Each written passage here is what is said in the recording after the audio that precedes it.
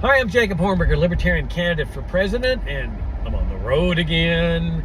And as you can see, I'm actually on the highway coming back from Fredericksburg, Virginia. Got a big traffic jam heading up into the Washington, D.C. area. And I was at a gun show in Fredericksburg getting signatures for the Libertarian Party, ballot access barriers, here in Virginia. I think we need 5,000 valid signatures. So I was doing my part, and I guess in the last couple of days got 60 or 70 signatures. And as you can probably see, back there is my little Princess Cassie, and she helped me get signatures. People wanted to come up and pet her, and I used that to hook them into signing the petition. And now I'm heading, not home, but heading to Baltimore, Maryland, where I got two cousins, twin girls, who we were born 3 days apart. They were born 3 days after me in our hometown of Laredo, Texas. They've lived in Baltimore for many, many years now, and they're having a Cinco de Mayo party with a food truck with tacos and stuff. And so they've invited me to their party, and so Cassie and I are heading to Baltimore for the Cinco de Mayo party. So I've got some time to while away here on the highway, and so I thought I'd talk to you about the upcoming national convention, and specifically the latest controversy here, which really goes to the heart of what I've been saying is wrong with this party, and that is the Republican light image that the party has acquired, that we're described as a right-wing political party. And we've adopted a message that has come to define our presidential campaigns, that defines our party as right-wing. And so the invitation they've extended to Donald Trump, imagine that. Donald Trump, the Republican candidate for president, our competitor, is speaking at our convention. I mean, I got a text from a diehard Republican with just an emoji laughing. Just laughing. I mean, this is so ludicrous. I mean, but the party hierarchy is going goo-goo-eyed. Oh my gosh, Donald Trump speaking at our convention. It shows you how prestigious we are, how influential we are. What a friggin' joke. This guy's coming to our convention to get votes. He understands that a political party is about votes. Now, how is Donald Trump speaking at our convention going to produce votes for us? See, the party doesn't think about that because they're pretty resigned to get the 0 to 1%. And so they figure, what the heck? Might as well have Trump come and speak to us, where he's going to try to get our voters away from the party. And there will be no doubt that there will be right-wing elements in this party that will be voting for Donald Trump, because he's the real enchilada when it comes to their favorite position, immigration controls, but also other right-wing positions that have come to define our party over the last 20 years and define our presidential races. I mean, if you were to ask Donald Trump what he thinks of the principles that I enunciate, I will guarantee you he would loathe them. He does loathe them, just as the party hierarchy loathes them, okay? Because he favors this Republican message, and the party hierarchy favors this Republican light message that has come to define our party, and that is totally opposite to the principles that I'm enunciating in this campaign, which are the founding principles of this party and the core principles of libertarianism. So they're going goo-goo-eyed over this guy, and which is, I mean, a total shame. I mean, it boggles my mind. I mean, this guy. Let me tell you who they're going goo-goo-eyed over, just so you get a good picture of what's going on here, and why this party is at 0 to 1%. I mean, it's even just bad politics. For example, what does this do for us? Okay, I can understand Trump coming here to better his position. He's trying to get votes. But how does this produce votes for us? Oh, but Jacob, it shows you how prestigious the Libertarian Party. Prestigious? Who? Among Trumpsters? Every single Trumpster is going to vote for Donald Trump. I don't care how prestigious they think the party is, because they're having Donald Trump as their featured speaker at the convention. Every single Trumpster in this country is going to vote for Donald Trump. He is never going to waste his vote on a Libertarian Party presidential candidate, even a presidential candidate who favors immigration controls, which is all my opponents in this race. I'm the only one that favors open borders. So all of those candidates nobody, no Trumpster, or no right-wing proponent of immigration controls is going to vote for the Libertarian Party candidate. They'd be dumb to. It's a wasted vote. It's an absolutely wasted vote. Trump's going to need every vote he can. That's what he's going to be saying to unrig the system. That's his favorite saying, that the system's rigged, and that to unrig the system, that he needs to flood the ballot box with like a tsunami of votes. And so that's what's going to be happening. Every single Trumpster. So we don't get any votes there from that perspective. But look what they do. All these goo-goo-eyed people in the party hierarchy. Think of the millions of people that despise Donald Trump. They just kiss their votes away, right? I mean, a saboteur couldn't do a better job at sabotaging the best interests of the party and our presidential campaign. Because we've now aligned ourselves with Trump. We're goo-goo-eyed over him. We're saying that he brings prestige to the party. There are millions of people who would vote for us who despise Trump. They're going to say, oh, no, this is a right-wing political party. This is a Trump party, a Trump-light party, a Republican-light party. I mean, it's just dumb politics. And when you add that, remember the right-wing element that accused the 270 million Americans who took the vaccine of being dumb dupes of the state. How many of those 270 million Americans who took the vaccine are going to vote Libertarian, knowing that the Libertarian Party considers them dumb dupes of the state for having taken the vaccine, for doing what they believed was right? I mean, this is just dumb politics. Even if you had an intentional saboteur coming in and sabotaging votes for the party, they couldn't do a better job than this. Because libertarianism is not pro-vaccine or anti-vaccine. It's just pro-freedom, leaving people free to make their own choices. There's no condemnation of people involved here for doing what they want to do, which is a purely peaceful act. Dumb politics. But look at who they're going goo-goo-eyed over. I want to put things in a real world perspective here. Okay, this is who they're going goo-goo-eyed and who they're having speak at our convention. Donald Trump is the guy who had the opportunity to pardon Edward Snowden, Julian Assange, and Ross Ulbricht. Now, as I have repeatedly said at conventions, if lightning were to strike and I were elected president of this country, that is the very first thing I would do, is pardon those three guys. This guy has 4 years to pardon them. And at the very end, he was pardoning all his little cronies and little buddies, personal friends. He couldn't pardon these three guys because the national security state controlled him. And the national security state told him, don't you dare, and he complied with their demands. That's incredible. If he had pardoned these guys, Edward Snowden could come back home. He could be speaking at our convention instead of this guy. Snowden's the hero here, not Donald Trump.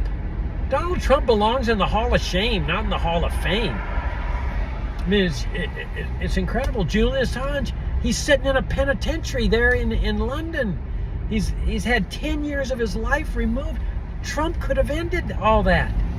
And Ross Ulbricht, what did Ulbricht? Oh, he makes the Silk Road, the dark web, big deal. Okay? Entirely peaceful act. He gets 2 life sentences without parole. Trump could have pardoned all 3 of them on that ground alone. These 3 pardons he could have issued. He should be disqualified from ever speaking at an LP convention. But no, they're going goo-goo-eyed over him. Oh, Jacob, he's bringing prestige and luster to the party. He's bringing shame to the Libertarian Party. All right, let's like another thing about this guy. The JFK Records Collection Act of 1992 required the Pentagon, the CIA, and all federal agencies to disclose all their assassination-related records. And it was the Assassination Records Review Board that was enforcing this, and they were the ones that really came up with the definitive proof that took this assassination out of the realm of theory, conspiracy theory, and made it beyond a reasonable doubt. And that's with respect to the fraudulent autopsy. Now, y'all know that may know that I've written a book called The Kennedy Autopsy that details the fraud that the military conducted. The military did the autopsy. If that's not bizarre, what the heck does the military have to do conducting a fraudulent autopsy on what is a state crime? So there was no federal crime to assassinate the president. And the Secret Service team brandished guns and forced their way out of Parkland Hospital and said they were not going to let the Dallas County Medical Examiner conduct an autopsy, as he was required to do under Texas state law. They had no jurisdiction to do that, and they end up turning the body over to the military. And the evidence that came out in the 90s established beyond a reasonable doubt the guilt. And so the JFK Records Act required assassination-related records to be disclosed to the public. But they gave them 25 more years because they said, oh, national security will be jeopardized if we disclose our most sensitive records, meaning the most incriminating records. When it came to Donald Trump, those 25 years, when he was president, he granted the CIA's request to keep them secret, to continuing the cover-up. It was incredible. I mean, all he had to do was say no. There's been 50 years now of cover-up, and we're going to release these records. I mean, the national security ground is ridiculous.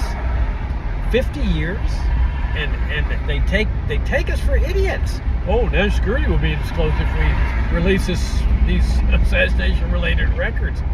Donald Trump advanced this thing. Now, y'all know that I'm totally in opposition to Robert F. Kennedy Jr.'s agenda, his support of the welfare state. He's a gun-grabbing, big government liberal Democrat, praises communist Cuba, praises communist China. But he's absolutely right, and I admire him for his courage on calling out the national security state for its assassination of his uncle, President Kennedy. And it's about time that the Libertarian Party did too. The removal of that plank from the platform to abolish the CIA was horrible. And we've had presidential races ever since the founding of the Libertarian Party that have been reluctant to call them out for this assassination as well as other assassinations. Patrice Lumumba, Renee Schneider in Chile, any number, Operation Condor. It's time that we get a Libertarian Party presidential candidate that's not afraid to call them out on their assassination program. And so I commend Kennedy for the courage in doing that. The Libertarian Party needs to join him in doing that. He's taken his life in his hands, and he knows it. And that's why one of the reasons I'm running is because of this killing machine that the federal government has become, including the state-sponsored assassinations. This guy, Donald Trump, had the ability to stop the cover-up, and instead he kowtowed to the national security establishment. He bent and kissed their ring. He has no more business appearing at our convention than Joe Biden does. It's ridiculous. Let them stick to their own conventions. Now, there's also the drug war. This guy Trump is one of the fiercest advocaats of the war on drugs. He wants to continue jailing people for just ingesting what they consider a harmful substance. It's no business of the state what people ingest. He wants to bomb Mexico. Do you know how many innocent people are going to be killed in a bombing campaign? Because he says, oh, this is the way to win the war on drugs. Yeah, right. I mean, it's horrendous, absolutely horrendous, not to mention the fact that this is the most racially bigoted government programs in segregation. Everybody knows it. Every black in this country knows it, that blacks get disproportionately higher jail sentences. And we're going to have this guy speaking at our convention, an advocate of the drug war. It's like, oh my gosh. But it's a sign of the times in the party. It's a sign of the times of a party that has come to define itself as right-wing, Republican light. Then there's the immigration controls, which this guy is a fierce advocate. This is the guy that built the Berlin Wall down there. Eminent domain stealing of people's property. What libertarian favors stealing of people's property? And I spent almost half my life on the border. I was born there. I was raised there. I know that a lot of these properties on the Rio Grande have been in families for generations. Our farm was located on the Rio Grande. If we still owned it, they would have built the wall up from the river, which means we lose all the land from the wall to the river. And that's what they're doing with his Berlin Wall. He wants to complete it. And he said, oh, this will stop the problem. This will stop the problem. This is ridiculous. it'll never stop the problem. I've heard this all my life. Oh, if we just get the wall completed. Oh, if we just get warrantless searches of ranches and farms within 100 miles of the border. Oh, if we only have highway checkpoints, domestic highway checkpoints, checking for people's papers. Oh, if we only are militarizing the border. Oh, if we only hire tens of thousands of border patrols. Oh, if only we can criminalize the hiring of illegal immigrants. I mean, it just goes on and on and on. And yet there's always people say, oh, no, Jacob, if we just simplify the system, if we just streamline the system. There is no way to make the system work. I've been saying this for 30 years. You cannot make a defective system work. And when that finally settles into people, hey, Jacob's right. No reform's ever going to fix this system. It's based on the socialist principle of central planning. This is what Ludwig von Mises says produces planned chaos, along with death, suffering, squalor, with detention camps and free hotels and green cards and separating children from parents. And it's just atrocious. It's a moral abomination. It's an economic abomination too. And this guy, Trump, is the archetypical representation of this system. This brutal, vicious, immoral system. And the Libertarian Party hierarchy is going goo-goo-eyed. Why? Because they are on the same page as he is on this system. They love this system.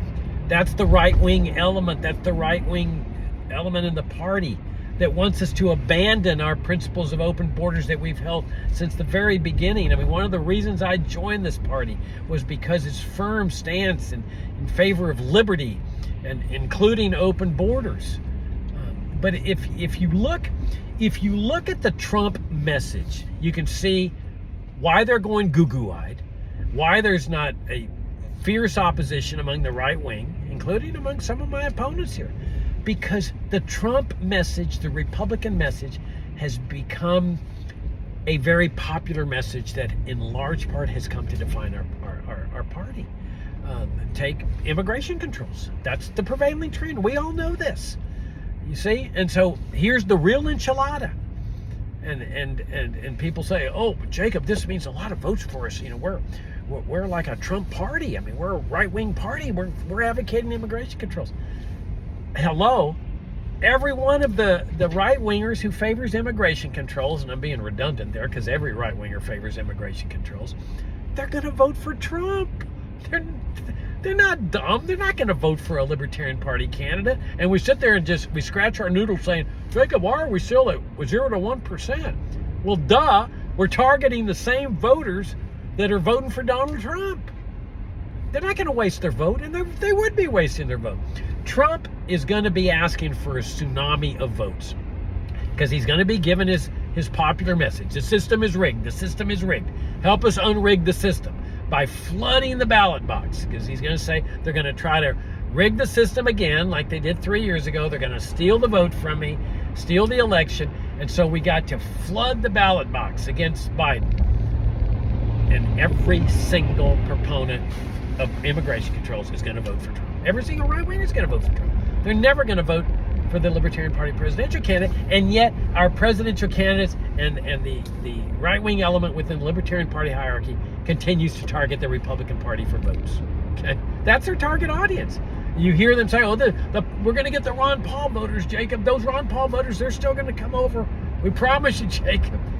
Ridiculous. If they were going to come over, they would have come over a long time ago when Gary Johnson was running with his Republican message, Republican light message. They would have come 3 years ago when Joe was running. The Ron Paul voters are never going to cross party lines and come and vote for us. So targeting the Republican Party, Jacob, why are we at 0 to 1%? Duh. Because there's no constituency out there that's going to vote for a Libertarian Party candidate that is upholding a Republican message or a Republican light message. It's never going to happen, because all of the voters that favor that message are going to go vote for the real Republican, Donald Trump. So you look at immigration controls. It's a big vote loser for the Libertarian Party. Take my position, open borders. I say shift your target audience. Target not Republicans. Okay, that's a losing cause. You're never going to get Republican voters. Go after migrant families. Millions of migrant families that are horrified by what's going to be going on the border for 90 years. Those are our voters. But they're not going to vote for an immigration reformer. They're not going to vote for a Trump-aligned candidate. They're going to vote for somebody that's standing for what's right. And what's right is liberty, economic liberty, freedom of association, the right to cross a border peacefully without being interdicted by gendarmes. That's open borders, genuine open borders. There's our votes right there. Now, let me give you another example of the right-wing message that characterizes the party hierarchy. In fact, it characterizes the party hierarchy perfectly. School vouchers and taking over the public schools in order to teach free enterprise principles in the public schools and try to run the public schools in a more right-wing direction. Okay, that's the defining message of the Libertarian Party, along with immigration controls. That, like school vouchers, the Libertarian Party hierarchy sends out fundraising letters asking for school donations to fund school vouchers. School vouchers are your classic Republican measure. Ask Donald Trump. He will tell you he loves school vouchers. Why not? It's a Republican position. It involves the initiation of force. It's based on taxation. Takes money from one group of people, gives it to another group of people. Classic socialism. Okay, and so it's designed to improve the public school system through choice and competition. It violates the pledge that we all take, not to support the initiation of force. But the Libertarian Party hierarchy, from the very beginning of the Reno Reset, we're sending out fundraising letters asking for money to help promote vouchers. And then at a Libertarian fundraising event where they had big donors that I was invited to in Arlington, Virginia, or Alexandria, Virginia, the featured speaker was a voucher proponent, a guy named Corey DeAngelis. And I'm thinking, oh my gosh, they got donors here and they're giving this Republican message? I was like, and so I knew something was wrong there. I mean, I had high hopes for this Reno Reset regime. I mean, I was so excited because they had endorsed me, the Mises Caucus, last time 3 years ago with my same set of principles. I mean, they knew what my principles were: open borders, separate school and state, forgets educational socialism, reject immigration socialism, central planning. I mean, that's the immigration control system, central planning, core socialist principle. That's what Ludwig von Mises called planned chaos. And then dismantle socialism, the welfare state, immediately restore people's faith in freedom and free markets and voluntary charity. You can't be free if you're living under socialism. So if you want freedom, you got to start now to get rid of socialism. It takes some time, but you got to start somewhere. And I say start now, because otherwise you're just kicking the can up by 4 years or 25 years or whatever. But make the case for freedom. And so the Libertarian Party hierarchy sends out another fundraising letter saying, oh, help us take over the public school systems. Public schools is your classic socialist apparatus. And so now that the Libertarian Party stands for taking over a socialist apparatus and making it run more efficiently.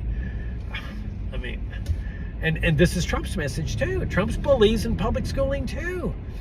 And so it stands to reason why they would be so goo-goo-eyed over Donald Trump coming and speaking, because he's delivering their message for them. Only he's delivering the real Republican message, not the Republican light message. But everybody who favors school vouchers, they're going to vote for Trump. They're not going to vote for my opponents, all of whom favor school vouchers or taking over the public school system. Okay?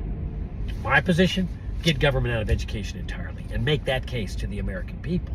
Then you garner all the support of people that favor that, of understanding the principle, and who are able to understand when they hear it, the competent case for separating school and state, just like our ancestors separated church and state. All right, but that's the Trump message. That's why the party hierarchy is goo-goo-eyed over them, because he's going to be saying, oh, we got school choice in his speech, and we got to take over the public school system from the ardent leftists. And all right, and then there's reform of Social Security and Medicare. Okay, he's a big believer in Social Security reform and Medicare reform, but he wants to keep them intact. just like most of my opponents do in this race. I mean, if you go back to the South Carolina debate, they were vociferous advocates of what the Trump message is. Keep Social Security intact for at least a generation. Keep socialism intact, which means freedom delayed for 25 years, because you can't be free under socialism. So if you want freedom, you got to get rid of socialism. But my opponents say, no, 25 years, one generation at least. Well, Trump could live with that. I think Trump would probably say keep Social Security intact forever. But even 25 years, you know what's going to happen after 25 years. It's ludicrous to have a 25-year plan for freedom. But that's what my opponents were vociferous in favor of there in South Carolina. Just reform it, opt-out plans, or force young people to invest in government-approved funds, or they still got to tax people to pay for the what they call the off-ramp. And then Medicare, we had the finest healthcare system in history when I was a kid, before Medicare and Medicaid. And prices were low, they were stable. Nobody had major medical insurance because they didn't need it. And prices were low and so stable. So I was like going to a grocery store back then. And then Medicare and Medicaid are enacted, and that's when healthcare costs start soaring, because you have this massive socialist demand that is suddenly imposed on the system, which was totally unnecessary, because everybody was able to afford healthcare. Even the poor. Doctors are giving healthcare to the poor for free. You didn't need Medicaid. They were doing it out of an ethical violation. I mean, an ethical principle of helping out others. And so here's the massive healthcare crisis that's rooted in Medicare and Medicaid, and yet Donald Trump would say we need to keep these, just like my opponents do in this race, or at least most of them. They want to continue the system. I saw it at the Louisiana Libertarian Party convention when we were asked about repealing Obamacare. Oh, they're all in favor of repealing Obamacare, but what does that do? There was a crisis that led to Obamacare. People forget that. They didn't just pass Obamacare out of the clear blue. Massive healthcare crisis. But instead of getting rid of the cause, which is Medicare and Medicaid, they pass Obamacare. So if you get rid of Obamacare, you're back to your crisis again, unless you get rid of Medicare and Medicaid. So when I mentioned at the Libertarian Party convention in Louisiana, get rid of Medicare and Medicaid, one of my opponents said, that's a crappy position. That's a crappy answer, he said. And none of the others disagreed with it. They all just said, oh, well, health savings accounts or some kind of reform, or get rid of Obamacare. But none of them dared get rid of Medicare and Medicaid, because they know that has become the defining message of the Libertarian Party over the last 20 years. I mean, if you go to Gary Johnson, for example, who ran for our nomination twice, got our nomination twice, that's what he would say. Keep Medicare and Medicaid, adopt health savings accounts or some other reform. If you ask Gary Johnson what he thinks of the principles I enunciate, he would loathe them. Just like Donald Trump loathes my principles, which are the genuine libertarian principle. Just like the party hierarchy, they loathe the principles I'm enunciating.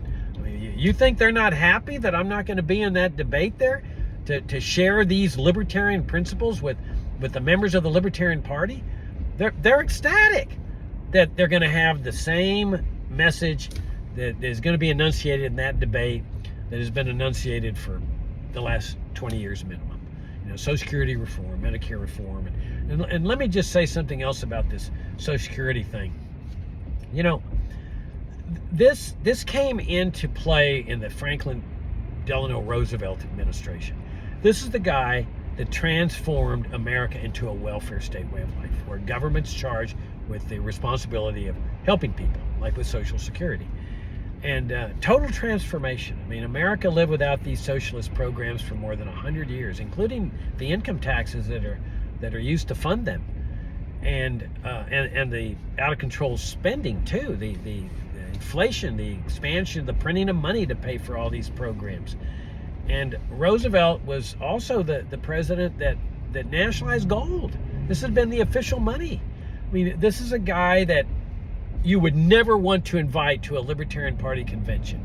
Okay, he's one of the worst presidents in the history of this country. And the right wing used to acknowledge this. This is what's very interesting. Republicans used to oppose Franklin Roosevelt's New Deal. That was what his program was called, the New Deal, which was really a combination of socialism and fascism. Okay, it wasn't just Social Security. There was also the National Industrial Recovery Act and National Recovery Act, and There was the with its Blue Eagle campaign, which is very fascist in nature, in an economic sense, and his Agricultural Adjustment Act, and it was just a combination of socialism and fascism. Great book on this is called Three New Deals by Wolfgang Schivelbusch. Highly recommend it. But but Republicans threw in the towel. They said, oh, well, we can't get votes if we castigate the New Deal and Roosevelt. And so they came to exalt Roosevelt. And I have no doubts that Trump exalts Roosevelt, but some people in our party too. We've got a presidential candidate that has named his campaign platform after Roosevelt's New Deal. Remembering Roosevelt's New Deal here. And this is the guy that confiscated gold, remember, made it a felony offense to own what had been the official money of the United States. This is a guy that no libertarian should be honoring. No genuine conservative should be honoring him. And there was once a time when conservatives did not honor him, that understood that this is a guy that transformed America into a socialist economic system with the welfare state. Well, like I say, if you want freedom, you got to get rid of socialism. There's just no doubt about it. You got to get rid of socialism. And is that difficult? Well, of course it is. But the journey of 1,000 miles begins with one step. If you continue kicking the can down the road and saying, oh, Jacob, we can't call for Social Security repeal, we won't get votes. You're not getting votes anyway. Okay, you're at 0 to 1%. We already know the results in November. Because if voter sentiment hasn't changed over the last 3 years, it's not going to change. And there's no constituency out there that favors this message of Republican light, libertarian socialism, and serfdom reform. But if you start making the case, we know it can't happen overnight. The Americans are not going to just suddenly wake up and want to repeal Social Security. But you've got to start making the case. And you need to weaken the resolve that advocates of socialism have. And let me give you an example of this. I just got a voicemail from a guy that said, Mr. Hornberger, I heard your videos on abolishing Medicare. He says, I've never thought about that before. And he says, but you made me think, and you were absolutely right. Okay, this is where you have to start in the journey of 1,000 miles. One person. But if you don't make the case for repeal of the welfare state, people don't think about it.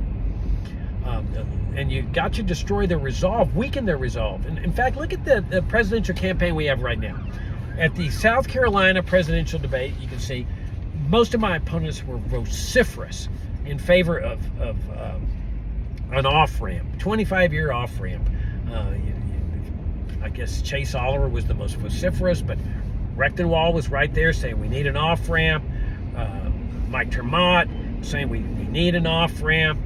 Lars, we need an off-ramp. And of course, Lars, was calling for one of his big featured things was a sales tax, national sales tax, to replace the income tax of like 18 to 23%.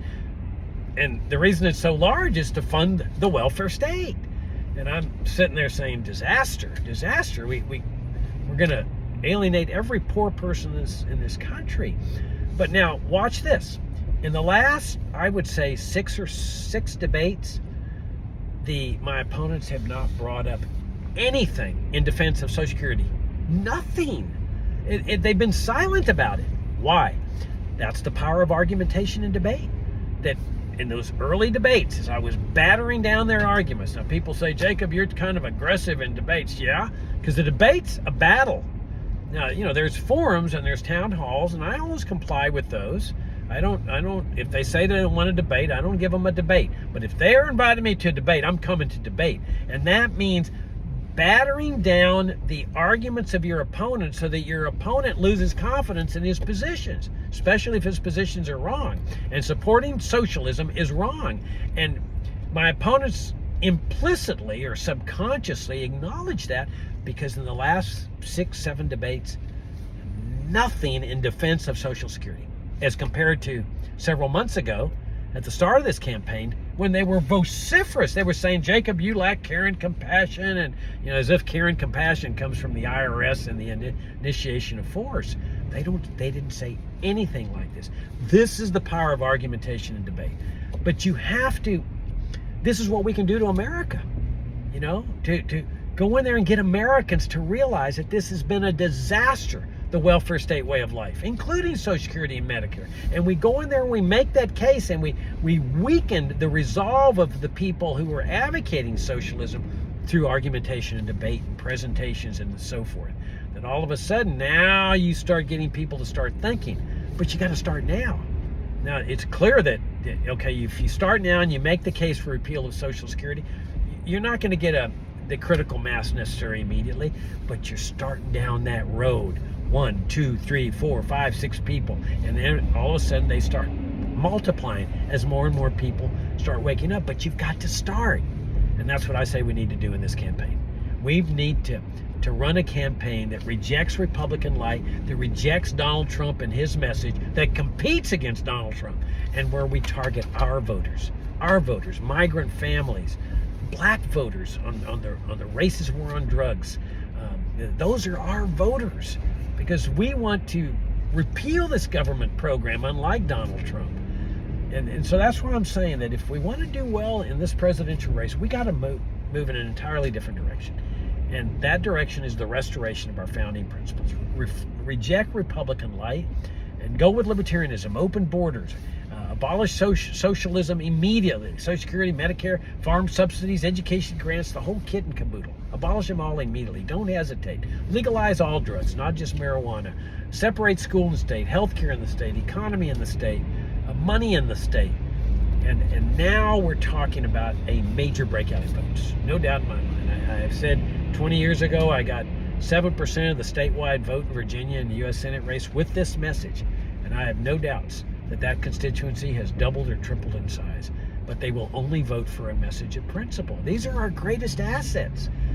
This is the thing. They've inculcated in our minds in this party that our principles are a liability. They're an albatross. Well, they are. If you're targeting Republican voters, Republicans loathe the principles I'm enunciating. But if you change your target audience, our principles become our greatest asset and our biggest vote getter. I'm Jacob Hornberger, Libertarian candidate for president. My campaign website is jacobforliberty.com.